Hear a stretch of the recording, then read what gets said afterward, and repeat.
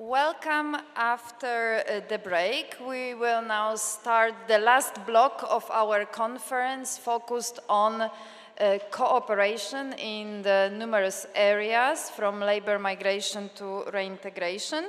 And it is my pleasure to introduce the panel discussion, Harnessing Migration Partnerships in the World in Transition, moderated by Oleg Chirita, Deputy Head of Brussels Mission and Head of the Global Initiatives Unit. Oleg, welcome. Thank you very much, Justina. Excellencies, ladies, gentlemen, and colleagues, a very warm welcome to our next panel, Harnessing Migration Partnerships in a World of Transition, that addresses, of course, the topic of migration partnerships, a topic that remains high on the global agenda and debate, and of course at the Vienna Migration Conference since its establishment 10 years ago. Yesterday we started the conference with an opinion poll, and I think 30% of you, if my memory doesn't fail me, answered that the topic of migration partnerships and cooperation, in particular new models of partnerships, is very important to the debate that we're having at the Vienna Migration Conference and for the years ahead. And therefore, if I recall well, all the editions of Vienna Migration Conference, we always discussed and put at the heart of our debate the theme of migration partnerships. We saw how partnerships have evolved from political aspirations and conceptualization all the way to working models, and how the European Union and its partners engage to manage migration together. It was also mentioned yesterday quite a lot that with the new European Union Pact on Migration and Asylum, the concept of partnership is moving into a new and a more demanding stage, one that would require translating political commitments into practice, balancing diverse interests with shared principles, and providing the cooperation can deliver measurable impact for both Europe and its partners. Of course, very big words that we'll try to discuss today in terms of meaning and what do they mean to the partner countries present here on stage. Also, the European Union Pact puts cooperation of partner countries at the core of the external dimension and invites us today to reflect on what kind of partnerships we are willing to build and implement. This conversation is especially timely because migration partnerships are under increasing pressure from changing global dynamics and competing national interests, geopolitical shift, climate challenges, economic uncertainty, and labor market demands that was discussed this morning are reshaping how countries define their interests, and I would even add here an element of how we make transactions, as it was discussed, I think, during the first panel this morning. Also, this edition of the Vienna Migration Conference coincides with the 10th anniversary of one of flagship initiatives of ICMPD, Migration Partnership Facility, run by the organization and fully funded by DG Home. Over the past 10 years, MPF has turned the concept of partnerships into practice, facilitating a wide range of thematic partnerships between 23 EU member states and 26 partner countries, and hopefully we'll also have some of our partners today on stage. And our main lesson learned after all these years of implementation is that partnerships remain our best tool to align priorities, expand cooperation opportunities, and manage migration holistically. And we'll find out today more about your lessons learned on how to manage migration within the context of partnerships.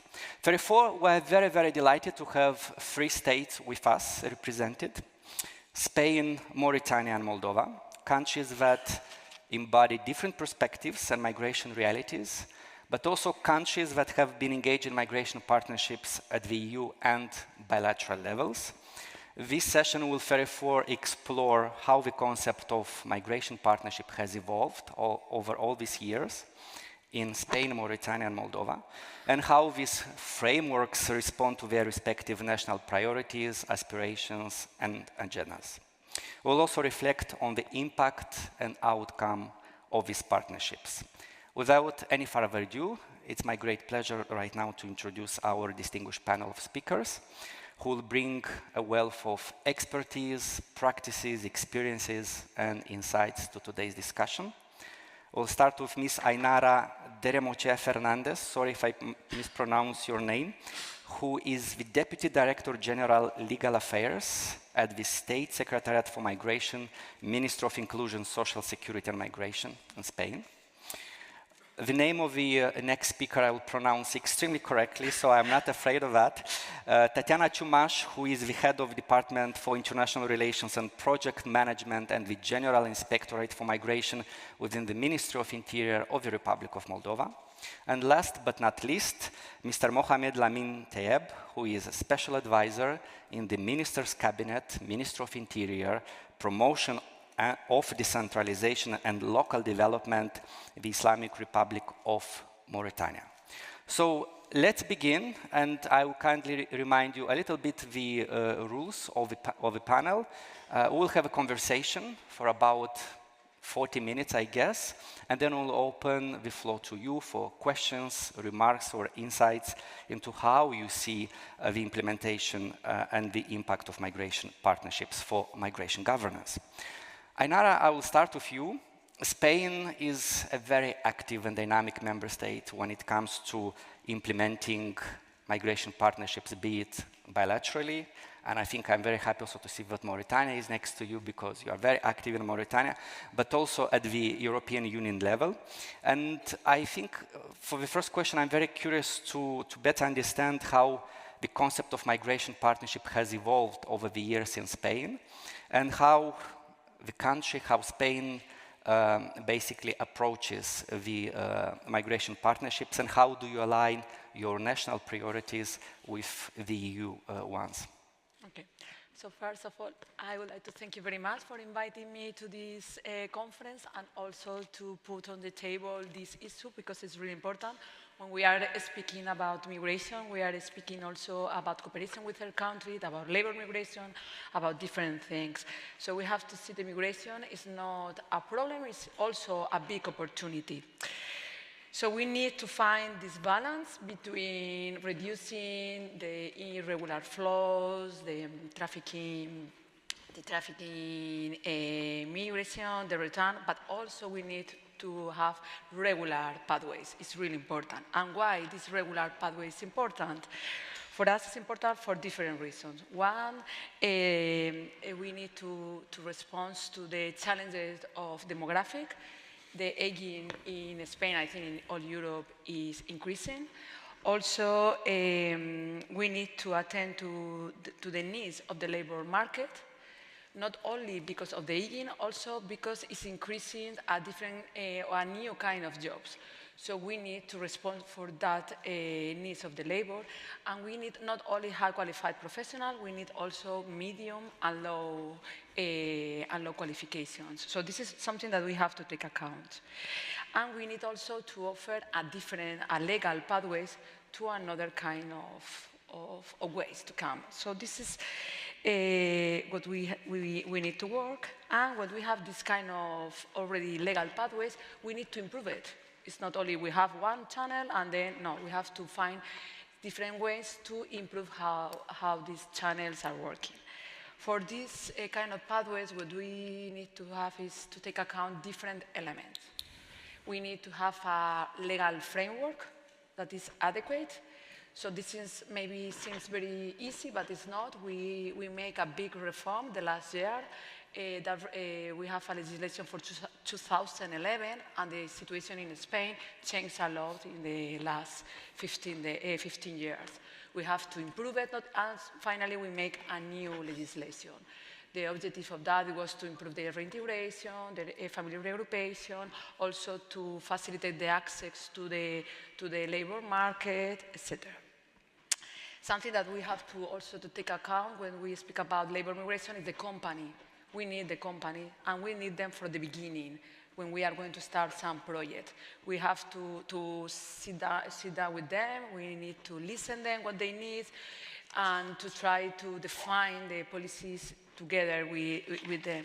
And also, of course, we need to speak with our partners. Here, normally we speak with the partners that we have the flows, I mean the migration flow schemes for that countries. And it's important here several elements too. That they need to have maybe a strong capacity for this kind of project.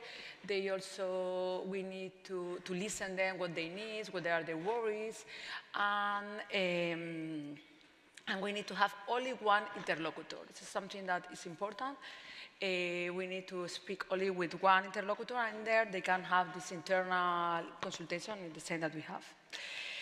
And when we are speaking about migration policy, we also have to think that it's not isolated policy. The migration policy can complement another, or another policies can complement the migration policy. For example, transport policy, educational, science. So we have to take all these things together. And so we have all these elements that can be think that, oh, it's not so difficult. It's difficult to have all together. And then we can start to work with different projects. We try to work in Spain in two ways. One is like circular migration, that is I think is very common or very known. We have this HECO program. And also we try to start now to work more in long-term mobility schemes. So for the first one, when we are going to work with third countries, I think it's important to see that we need to start with pilot projects. Always, it's better to start with small amounts and then step by step to increase the numbers. Because you have the opportunity to evaluate how is work the project, what is the problems, or what's not the problem, but maybe what we should improve it. No? And this is something that we have to take account. One example of project that we have is HECO with Morocco. I don't know if you know that every year around between 15,000 and 20,000 women from Morocco came every year to Spain to work in the red fruits harvest. The resident permit that they have they allow them to work 9 months, but normally they work for 6 months. At the beginning, for example, this program we started 20 years ago. We started with a small program, and now we continue, and it's much more bigger. And now the media of people who stayed in Spain is around 6 months, because the campaigns is bigger. We try to help them to work for different companies, first for one, then for another, so it's good. And we are extending that kind of program with another country. So I'm going to stop here, I think, and then I can continue. Maybe a follow-up question. Indeed, you put in place, as you say, legislation, institutions, whole of government approach, engaging with the private sector, coming up with very concrete projects in your partner countries. But how the concept of migration partnership has evolved in the context of Spanish national priorities? Maybe you can also give us a few examples of other partnerships that you have signed. You just mentioned Morocco. We have Mauritania just next to you, and also looking at the bilateral partnerships that you have, but also within the framework of the European Union, be it talent partnerships or other forms of collaborations. Yeah, the collaboration, I think that here you have a bilateral cooperation, and this is important in different parts of the migration, no? So one of that one should be the legal migration. In this case, you can do it through, sorry, because the word in English, the MOs, or you can do it even to start to talk about some specific project, or even sometimes the company came to you. In some cases, they came to our Secretariat of State of Migration and they asked, okay, I need workers, I have a problem in this sector, how we can manage? So it depends sometimes, or sometimes the countries in this different dialogue that we have with them, sometimes the dialogue is more high, sometimes it's technical. In the different dialogues, they came to us and said, okay, we need to see how to find a collaboration. So this is the different ways. Okay, thank you. We'll come back to that in a minute, but I really appreciate the way how you frame migration as an opportunity just to start with. Tatiana, I'm turning now to you because Moldova, I think, is the first country that ever signed a mobility partnership with the European Union, and if I'm not mistaken, it was back in 2007, 2008, voila. And as far as I know, this partnership has influenced so many things in the Republic of Moldova, be it at the level of legislative developments, institutional frameworks, but also very importantly, the visa liberalization process that led to liberalizing visas for Moldovan citizens. We have also seen that over the years, the relationship and the partnership between the Republic of Moldova and the European Union has deepened through the association agreement, and very recently Moldova became a candidate country to become a member of the European Union. So impressive achievements, congratulations on all that, but would like to hear more about these achievements and actually how this partnership with the European Union has helped the country to advance its migration governance agenda and to reform its institutions and systems. Thank you so much for the question. First of all, we don't have enough time in the panel to cover the entire period of time, but let's try to at least emphasize some of the points. First of all, on behalf of the Ministry of Internal Affairs and General Inspectorate of Migration, thank you so much for inviting us to participate at this important event. And since we discussed yesterday and today a lot about the partnership, I think it's important for Moldova to emphasize that the partnership that we have with ICMPD, because a lot of things that was done in migration and asylum was due to this partnership, that a lot of expertise, best practices shared within the Prague process or Budapest process. So I think this is something that allowed the Republic of Moldova to develop also in this context. Indeed, the Republic of Moldova committed itself to the accession process and actively promoted the partnership to the European Union, and this partnership materialized in several forums during the year. And the recent elections actually in the Republic of Moldova show that we are continuing the commitment for the EU integration. After the signing of the mobility partnership in the Republic of Moldova were implemented more than 100 projects. This is quite a big result. And I was remembering the evaluation missions of after the signing of the mobility partnership, and in the context of the conference, it was in one of the reports underlined the importance of to have migration governance at all the levels, a local level, national level, but also international level. And I think this is something that the Republic of Moldova very much promotes, specifically after visa liberalization, because we changed our views regarding the, including even partnership itself. At the current stage, we are witnessing an international mobility that is continuing expansion and diversification, determined by lots of factors, whether economic, social, or political. But for sure, in this context, the Republic of Moldova has a top priority in this regard to ensure the protection of the interest of the state and its citizens, but also to ensure the strengthening of cooperation, international cooperation, but also to ensure the orderly, safe, and regulated movement of persons.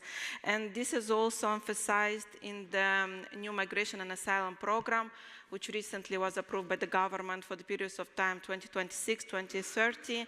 And this is very much in line with what the Republic of Moldova included in the action plan of the European Union, but also in the roadmap rule of law under the chapter 24, which represent a benchmark in the integration.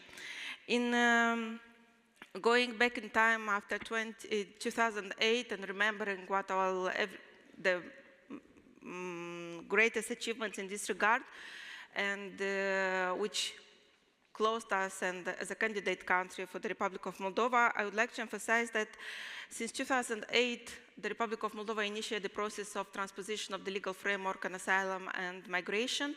We transposed the EU directives on asylum partially in 2008, and we started on migration in 2010.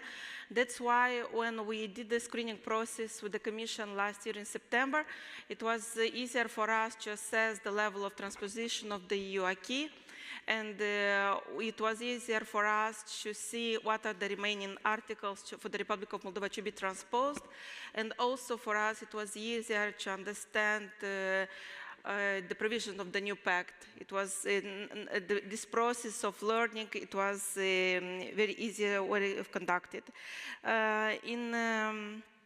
What additional result in this period of time is that the Republic of Moldova learned how to draft better policies on referring to migrants and to cover all the domains relating to migration, whether it's regular migration or irregular migration, very much focus on integration of migrants.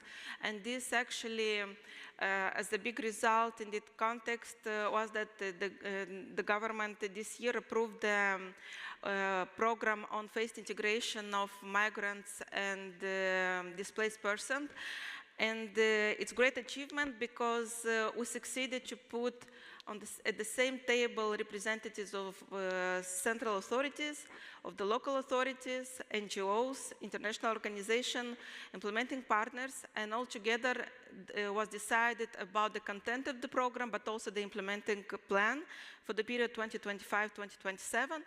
And although it started the discussion in the context of implementation of temporary protection, we succeeded to cover the foreigners legally residing in the country, but also displaced persons from Ukraine, not only Ukrainians, but also third country national. And this is quite a big achievement because in the context of ongoing war at the border, we understood that long-term integration is a priority for the country. On speaking of the war and what was achieved in this context, I would like to emphasize that the war, actually there are several elements in this regard. First is that due to our partnership with the European Union and the member states and the international organization, we succeeded to manage the crisis because we received great support, and we understood the Republic of Moldova is not left alone in that period of time, since more than 1 million of persons crossed the border. We blocked the asylum system, as the Republic of Moldova up until 2024 had maximum 120 applications per year, and having in the first 2 years of the war more than 50,000 applications, it was quite a challenge.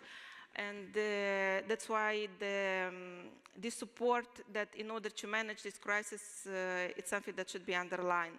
Of course, we cannot forget that in this process of the partnership with the European Union and the involvement of the member states, UNHCR and IOM, we have succeeded with the implementation of the relocation process and functioning on the solidarity platform. And of course, I was remembering also for the panel the aspects relation to the project that were implemented specifically before the war. I could give you an example of the project implemented on the Mobility Partnership Facility, participating with the Polish border guards.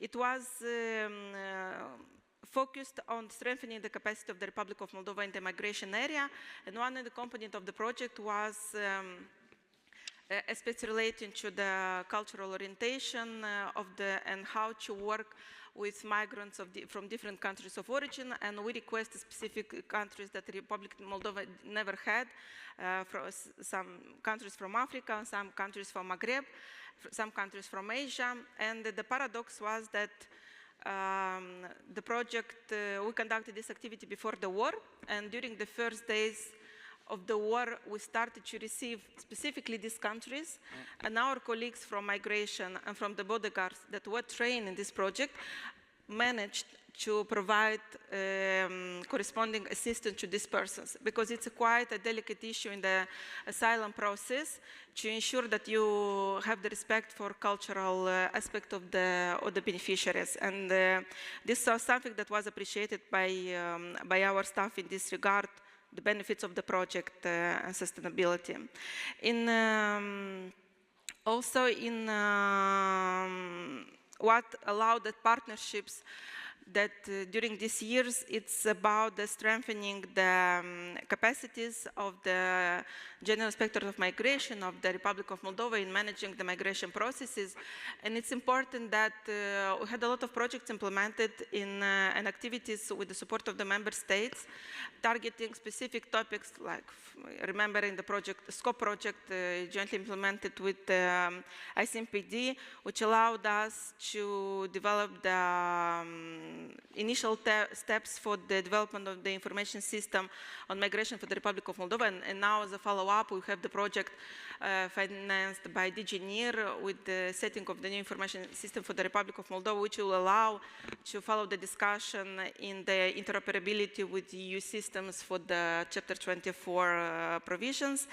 I think it's important also to underline the partnership aspects relating to return, because this is something which is there in context of migration.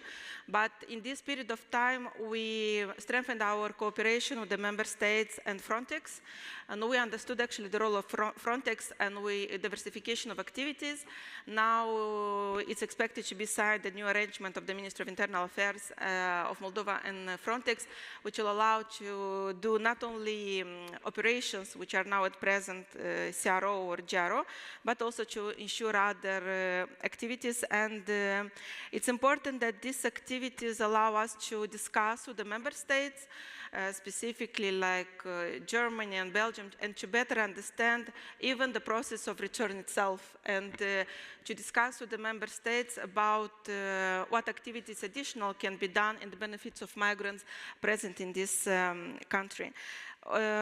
It's something about the contingency planning also, which the partnerships that with the member states were concluded and projects implemented. For example, with Romania back in 2017, Moldova was just thinking about the risk of contingency of about 1,000 migrants at the border.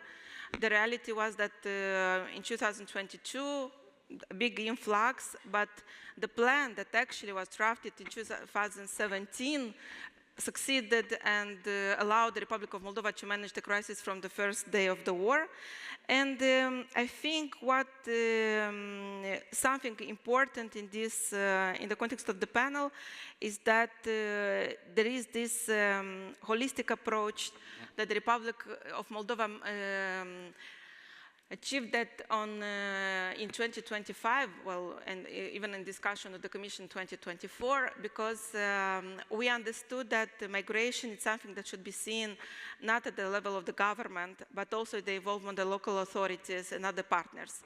And every time there should be a discussion.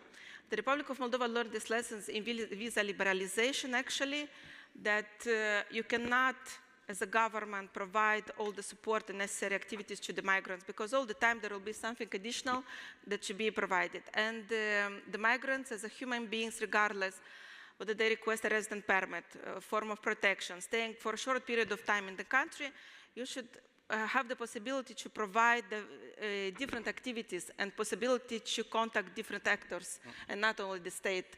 And because this is something also related to the country of origin and cultural background. That's why the involvement of all the actors is quite well promoted, and it actually is something that is, the message was passed to the donors regarding the project that are implementing now in the Republic of Moldova, that if the activities should not focus in the capital of the country, but should go also to the north, to the center, to the south, and to ensure sustainability for long term after the ending of the project, as there should be created a linkage between the local authorities and the migrants to motivate them to stay there and to provide tolerance in the community. Thank you very much, Tatiana. I think it's always difficult to stop a speaker who is so passionate, enthusiastic about their work. So indeed, it's really, really interesting to listen to you. But I think, speaking of lessons learned, what I take from your grounded and real experience is about the importance of consistency when you implement partnerships. It's about, and I know there is a word that I cannot pronounce, making institutionalization, which is very, very prominent in the context of the Republic of Moldova, and indeed the point on comprehensiveness of partnership, the holistic approach that you mentioned. And by the way, congratulations on the outcomes of the election and definitely all the achievement that you made. Now let's move from Eastern Europe. Let's travel all the way to Western Africa.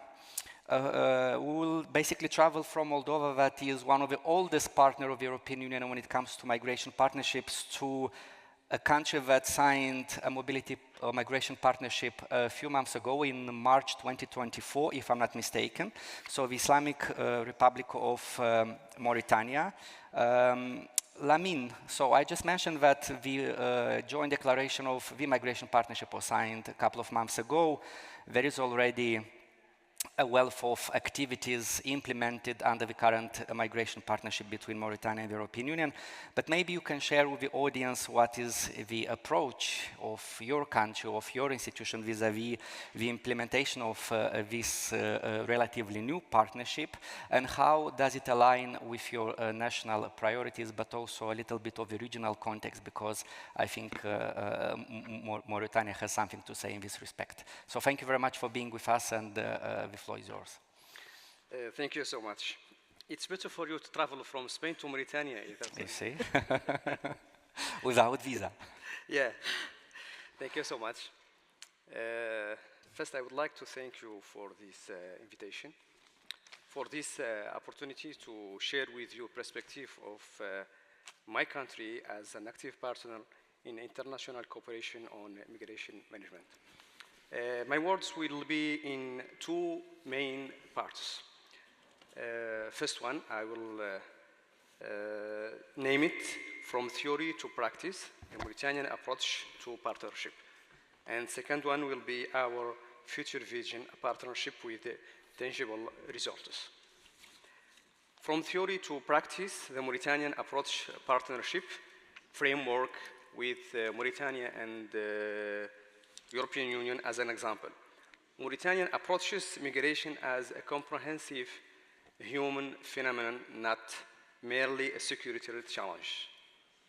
Guided by this conviction, we have developed our National Migration Management Strategy, 2021-2013, which serves our roadmap for balanced management of migration. This approach integrates three parts: border management, respect for human rights, and harnessing the potential of migration for development. It is within this framework that we have signed with the European Union in March 2024, as you mentioned. It's not just an agreement or framework, but affirmation of a comprehensive strategic partnership. We view this partnership as a flexible and available framework that is fully aligned with our national priorities. National priorities, when there is anything from Africa to European, this is the question that all citizens or people asking for, national priorities. So, this included enhancing immigration governance, combating human trafficking, and creating economic opportunities for youth in host communities, such as Houd al-Sharqi region, which hosts for now like 300,000 people. But when you look to Houd al-Sharqi before this crisis, all people there are, as last statistic is 200,000. They are 200, but they are receiving more than 300,000 people in the same place. Second part is our future vision, a partnership with tangible results. Looking ahead, our aspirations for this partnership are built on several key pillars. First, building trust through regular and transparent dialogue at all levels, like this dialogue, economic dialogues, and all the levels, including the meeting with ministers or who are concerned with these issues. In the agreement, it's obliged that we have at least one meeting a year in Nouakchott, and the second one should be in Spain. Trust is the fuel that drives any successful partnership. Second, on-the-ground implementation. We aspire to translate text into tangible projects on the ground. This means enhancing the capacities of our security and judicial authorities, improving the infrastructures of borders crossing points, which we increased from 52 to 83 to facilitating people to come legal to Mauritania, and supporting host communities that bear the heaviest burden of hosting refugees. Third part, holistic approach. We believe that addressing irregular migration is not only about border control, but also about tackling its root causes.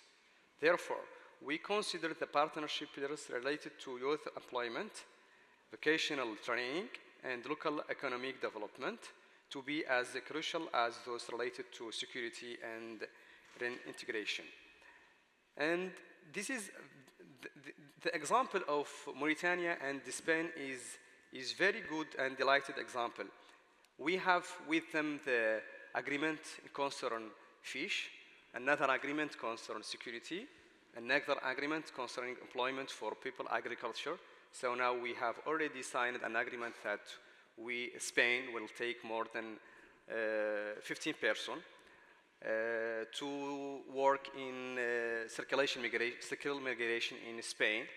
But when there is this announcement, the people who are participating to have these opportunities are more than 7,000 people. This number says that there is 7,000 people from ages from 20 to 28 who are ready to go to Spain. And we put very critical characteristics to make people not going to these opportunities to know. So we say that it's limited to age from 20 to 28, and then we say you have diploma, and then you say you have to make sure that you have an experience for working in agriculture. At the end, we have more than 7,000 participating to have these opportunities. This is very, very, very good example for people to know where are thinking about. So the solution is not offering opportunities to go to Europe. The solution is offering opportunities to stay home, working as agriculturists or working to offer for them the opportunities to work. The last point is resilience to in the face of challenges. In our changing world, our partnership must be flexible and capable of adapting to new realities, whether regional crisis, climate change, or shift immigrant smuggling methods, which have become more aggressive or observed in our region. To end this, the model we are building in Mauritania with support of our international partners is one of the next generation partnership, a fair and sustainable partnership characterized by a balance between rights and obligations, and between national sovereignty and international solidarity. A partnership that doesn't view migration as a burden, but as a potential level for development, if managed effectively. In Mauritania, we pride ourselves on being a nation of stability and openness in a troubled region. And we are committed to make this partnership with the European Union a model of productivity and responsible cooperation. Thank you. Thank you very much, Lamine. Also a message of opportunity, migration as opportunity, echoing what Ainara said before. So Ainara, now somehow I feel obliged to get back to you also because Lamine mentioned Spain in his intervention, in particular the numbers, and the need to increase the number also of those who are willing to come to Europe for employment, skills development, and labor. Therefore, my next question to you would be how Spain is leveraging its migration partnerships. Again, the bilateral ones that you have, again, Mauritania was mentioned. We know that you are very active in Morocco, but also the existing frameworks at the level of the EU, for example, talent partnerships, in order to respond to what you said before in terms of challenges on the labor market, demographic shifts, the fact that the Spanish labor market needs workers from abroad. So basically, to what extent you are capitalizing on these partnerships in order to respond to those challenges that you're having in Spain? Thank you, Oleg. First, to add, like my colleague said already, I think it's important when we establish this partnership with other countries that we serve this like not only like a political exercise. We think that this kind of partnership is a tool to create opportunities for both countries. And it's important because it gives us to have that trust that he already said. It's important with this. The idea is to trust and to have this framework for the future. So this is the reason that we have to start with a small amounts. For example, in the case of Mauritania, at the beginning now we are speaking only about 50. Maybe in the future we will increase, but you need to manage with the expectation, and you need to start with the small amounts. And then you need also to try that this kind of initiative have a component to reintegration later or reimbursed in the country of origin. It's something that we are thinking now. And in the way, for example, you mentioned the talent partnership or another tools like we work with ICMPD, with the mobility partner facility, to work in different projects with this. No? So what we are doing, for example, in the case of Morocco and the project that we are now is we have this circular migration for so many years. Okay, it's working well, but we want to go one step more. And this step more is the Guafira. It's a project that we launched in 2021 to 2025. It's finished this year. And it's complement the circular migration. And how we complement with the circular migration, we try to give tools and training for the women that they are coming all years to Spain, and to give opportunity when they are in Morocco, they can also work. So we focus in a small project. It was 250 women, and the idea is they receive training in Morocco and also in Spain, and when they come to Morocco, they receive some training to put in place some small business. For example, a small plantation on bananas, or a small plantation on flowers, and this project is working very well. And now what we are doing is to escalate that kind of project. Not to make only labor project, also to escalate more mobility partner. And in this second project that we are, is Guafira 2, we involve another country of Europe, is France, and also Portugal in the project, and another countries like Mauritania and Cabo Verde is working also. And what we are trying is also with this project is to capacity and to improve the capacity of, in this case, the authorities of Morocco to give more services for the woman that every year is coming to Spain and then to come back. Not only to focus in 250, it's going to focus in 3,000 people. For these 3,000 people, the ANAPEC is going to improve the capacity for give them that training. And what they, like I said, we are working with France, that he's implementing also only 75. And in the case of the other countries like Mauritania, the idea is to have a mentoring capacity group. So to identify what is some issues that maybe they want to speak in their experience. For example, I don't know, how to select the people, or how to help that to have the benefits when they come to the origin country. So when you have all these ideas, is to finalize the second project, to have a roadmap with different conclusions to try to make or a third phase of the project, or maybe a different project with the different needs that we find in that one. So what I take from your intervention is that partnerships should be thought through very carefully. You are talking about how much preparation it requires in order to succeed and in order to deliver on results. But I think also what I take from your and Tatiana's interventions about the importance of projects. Tatiana mentioned more than 100 projects implemented in order to support the partnership. You mentioned some projects that also support your bilateral partnerships and talent partnerships between Spain, the EU, and some of the partners. Perhaps this is a reflection for for the Q&A session on how we go beyond projects and we ensure more sustainability and scalability that you mentioned. But before that, Tatiana, I would like to get back to you. On your right, you have Mauritania, a country that entered the migration partnership 18 months ago. Also in the audience, we have partner countries that signed recently migration partnerships, and I would like to capitalize on your wealth of knowledge, again, reminding the audience that Moldova signed a mobility partnership 16, 17 years ago.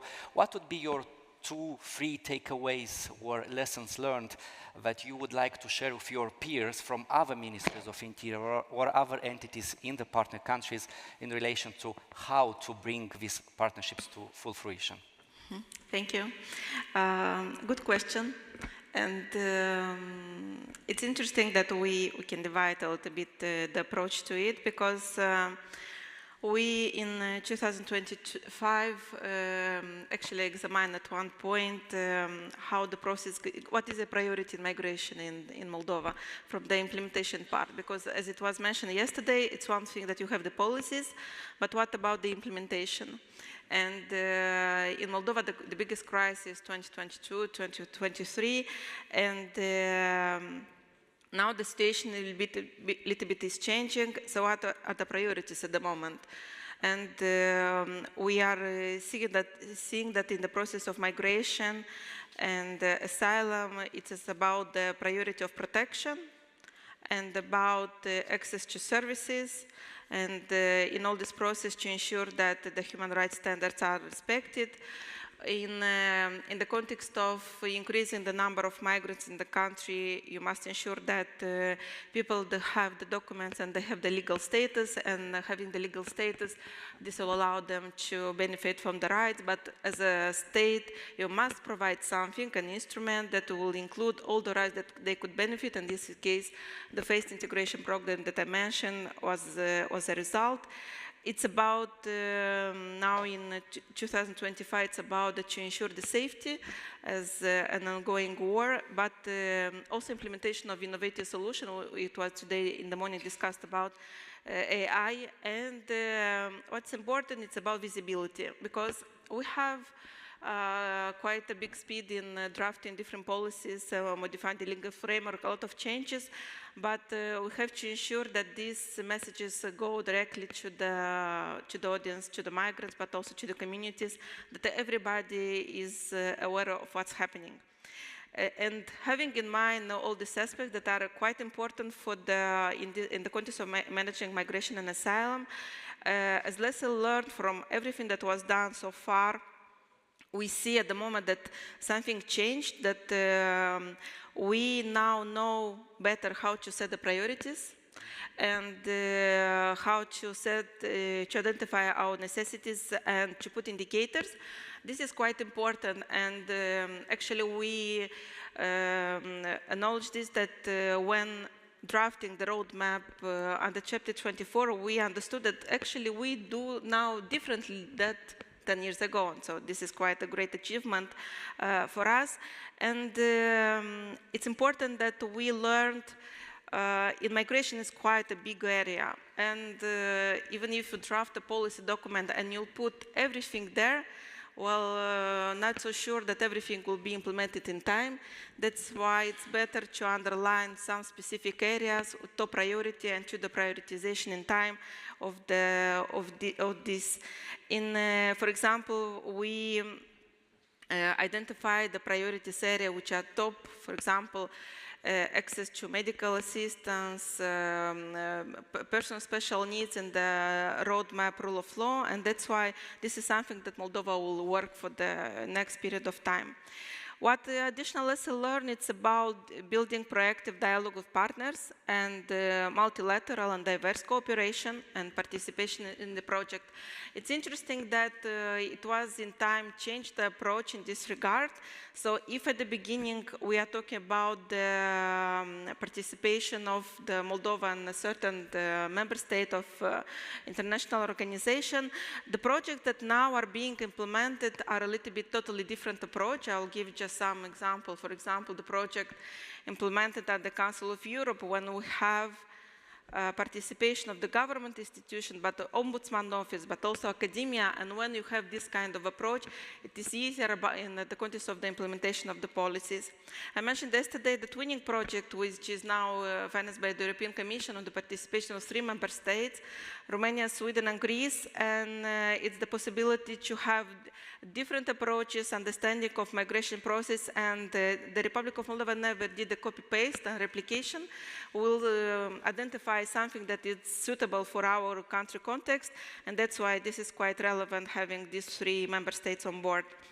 We have projects which are targeting the participation of local authorities and NGOs, but very interesting that not NGOs just generally functioning in the country, but NGOs that are very much connected with local authorities in order to ensure sustainability after the ending of the project, and that the local authorities get to know the NGOs that actually are working there.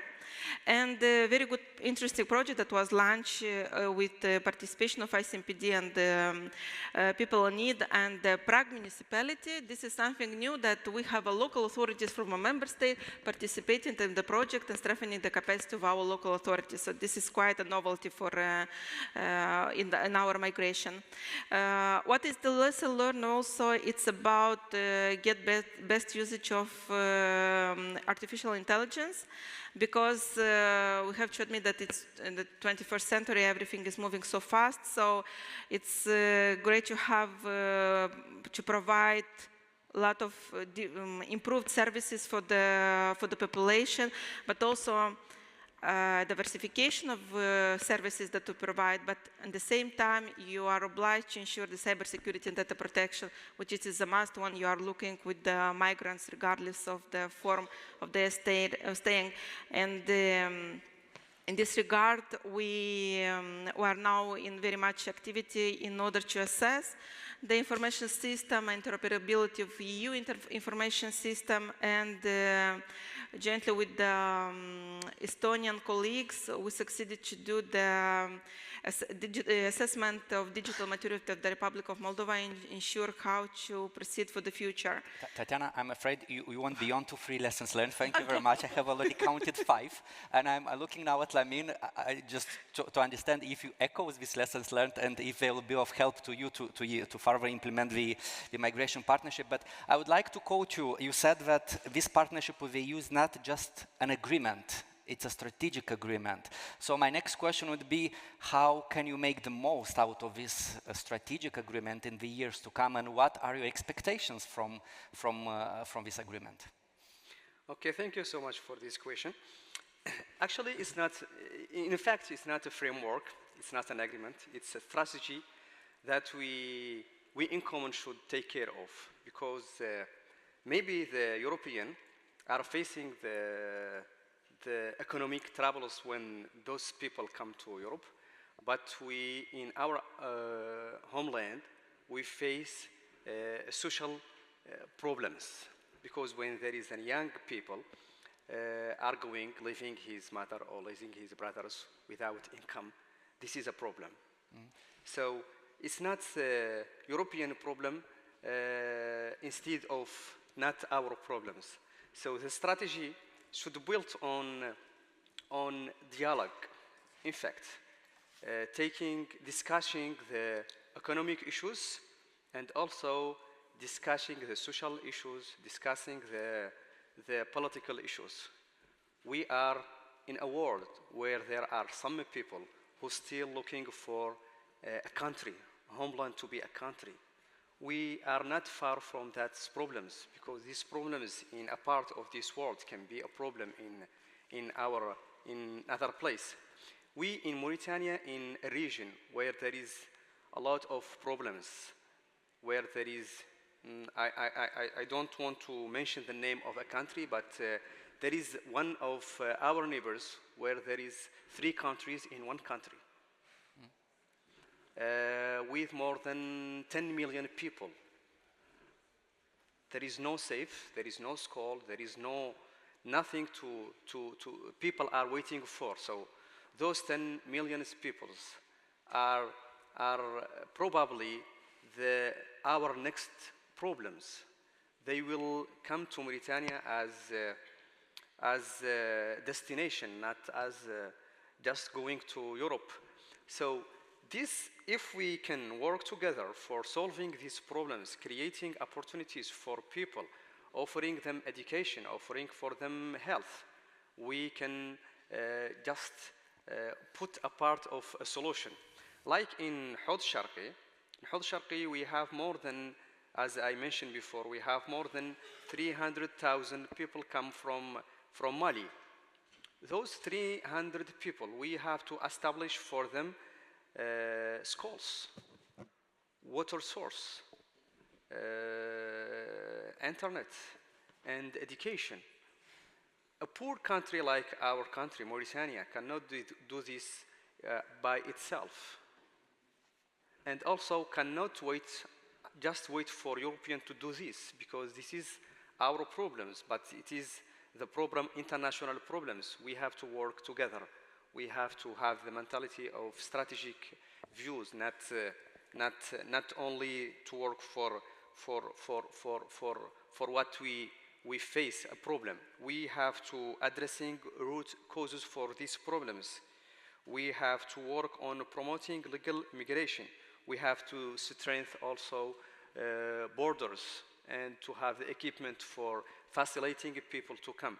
An example, in Mauritania, now all people in any country, even here, if you want to come to Mauritania, it's easier for you to have visa by internet. You don't have to go to embassy.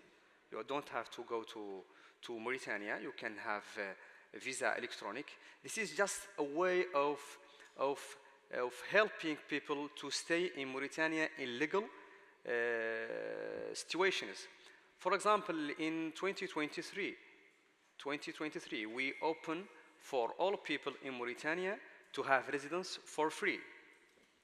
And for the 2023, we have more than 130,000. They have that residence. But for 2024, when we ask them to renew the residence, no one come. Lamin, in the interest of time, I know I'm not rude, but I can sound now rude. Maybe I would like to wrap it up here. You mentioned at the beginning of this intervention that dialogue is so important for migration partnerships, and therefore we have 4 minutes left, unfortunately. I know the discussion is very passionate and fascinating. I still would like to take maximum 2 questions to ensure a bit of dialogue, even though it's not a very solid one, with the audience. I would like to see, I see already one hand raised over there, so please introduce yourself and address the audience, and if there is another question. Thank you so much for this really interesting panel and providing insights from these different country contexts. My name is Megan Hindo. I'm a senior researcher at ICMPD. We're conducting research now on skills mobility partnerships and how they emerge across different migration corridors. And what I wanted to ask the panelists was about about impact, right? So how do you consider if a partnership has been successful? We've now talked about different types of partnerships, right? So mobility partnerships, agreements, projects even. How do you, one of the things we're hearing or seeing in our research is that sometimes the idea of a partnership is to open doors to further cooperation, and that maybe the indicators being used to measure that success don't always capture that. So I was just wondering how you consider the success of a partnership and whether you have indicators that capture that, and then also in the context of achieving mutual benefits. So how is that considered? So if your success is also in terms of achieving these mutual benefits across countries of origin and destination. Thank you. Thank you. I wonder if there is another question. Yes, I see a gentleman over there, please. Thank you very much. It was a very interesting conversation. My name is Jamie. I'm from the Irish Administration on Employment. I want to pick up on what our colleague from Moldova mentioned about human rights. And I guess my question is, in these talent partnerships or partnership agreements, what does the panel see as the role of human rights, specifically labour rights, and then labour market enforcement? Thank you. Okay, thank you. I have to admit that being a moderator is always very stressful because you have basically a clock in front of you. We have less than 2 minutes and you have to be strict. Maybe, Lamin, we start with you, the impact, the first question, also the connection of the local level and also the countries of origin, but please be very, very concise. And then indeed, maybe we come back to Moldova for the question raised by the colleague from Ireland, and maybe for you then, Ainara, a final word on measuring impact. But one more time, please be very, very short, and I apologize for that. Lamin, let's start with you. For the first question, my answer will be through a partnership that is strategic, balanced, and fundamentally respectful for national sovereignty. Okay. Very, very, very straight to the point. Tatiana, on indicators, how do you measure impact? And you mentioned in your intervention already. Now, I think it's better to mention in this context of the research, at the level of the Ministry of Internal Affairs of the Republic of Moldova has created the platform Together for Home Affairs, which is chaired by the USA Embassy and the UN Coordinator and the Minister of Internal Affairs. Well, all the projects that are there implemented, implemented in the country are covering also the Ministry of Internal Affairs, including the migration area, are being monitored, reported, and evaluated in this platform. And thus, all the donors that are in the country, they know about the achievements and the problems that are in the project. So the platform actually functions quite well in this, and it's a platform for checking about the implementation of the project. So this is kind of great success for Moldova, and it's appreciated by the donors, and ensures also, on the other hand, the transparency.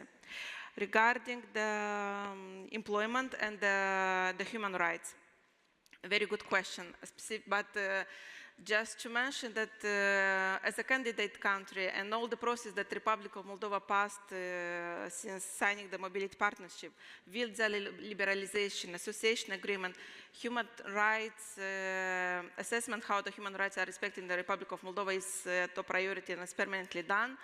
UNHCR and IOM is permanently monitoring on asylum and migration. We have the Ombudsman Office, which is all the time present there and assessing our activities. Even the Ombudsman representative participating in our return operations. Regarding labor rights is also involvement of International Labour Organization, but we also have the big involvement of non-governmental organization. In Moldova, the employment is something which is done jointly by some aspects to the Ministry of Internal Affairs, by our Inspectorate in aspects related to granting the residence permit for work purposes, but we also have the involvement of the Ministry of Labour and Social Protection, where the employment National Employment Agency, a subdivision, is responsible to ensure this human rights protection when we talk about the labor, both components, when we talk about immigration, but also both relating to immigration. Thank you very much. And Ainara, your elaboration on those questions, very quickly, please. Yeah, now I want to say about how to see the results about the cooperation. I think that depends of what we are speaking on. If we are speaking in strategic cooperation, I think that maybe the results are more general. But it's important, for example, to find this trust that we say at the beginning, and also to define very well what is the objective of this partnership, of this strategy. If we are speaking on, for example, labor migration, we are speaking maybe about numbers. So in the case of the project that we are working now with Mauritania, that we are speaking about 5 people, I think that the objective and maybe is that the project works very well, and if it's like that, maybe in the future we can speaking about more number. So it will be one of the ways to evaluate that more companies are interested, more people are interested, and we can speak more. In the case of Wafira, for example, the ideas of that project, the objective was to establish this project, project for the woman in Morocco, and we have 80% of the women, they are already running the project. So we can say that it's a good project, and we are in a second phase. So I think that this is idea. So it's important when we are speaking on project or strategic to know and to define very well what is the objective, and then to define and to include a capitol of evaluation of these objectives to can have later a conclusions or evaluation for the future projects of future cooperation. Thank you very much, but I also encourage you to continue the discussion with those who raised the question during the upcoming lunch break a little bit later. I'll just conclude by taking some elements from your interventions. For me, again, getting on board what you have said, a migration partnership brings opportunities, but it should be grounded in mutual trust and a holistic approach. Let's give a warm round of applause to our very passionate and enthusiastic speakers.